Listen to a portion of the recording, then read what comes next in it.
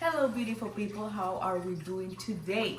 So today we have an interesting video about the forms or ways of buying a property in Panama. You're interested in buying property in Panama, what options do you have in titling your property? So one option is buying the property on your own name. You can even buy the property in your name and, for example, a spouse or your daughter or son.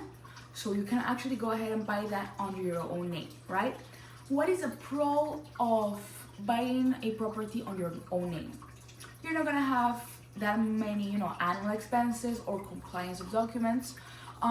You of course have to pay property taxes, but you're not gonna have any annual expenses or due diligence to comply, right? What is a con about titling the property in your own name? A con would be that if you wanna leave this property or properties to your heirs, when time passes and if something, God forbid, happens to you, they're gonna have to go to probate court, even if you have a will. So if you have a will or not, they're gonna have to go to probate court to take a hold of the property, right? To do the trespass. Versus another option that we have, which is a figure that I personally love, is the private interest foundation. A private interest foundation is a mix between a U.S. trust and a Panamanian corporation. It's a very interesting figure that is going to protect your property or properties and allows you the huge benefit of avoiding probate court, right?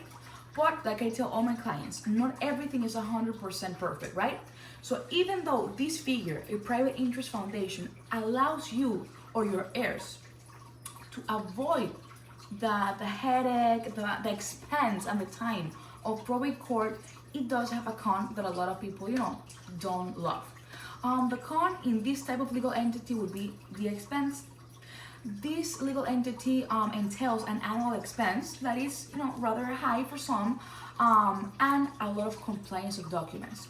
So your resident agent is always gonna, or they must always send you emails and be in constant communication requesting due diligence, complaints on documents, and yeah, a lot of people don't like that. So that's gonna be a con on the private interest foundation. But if you don't mind the annual expenses and complaints of documents, we honestly think the private interest foundation is a beautiful legal entity made precisely to protect your assets and avoid, again, the expense and time of going to probate court.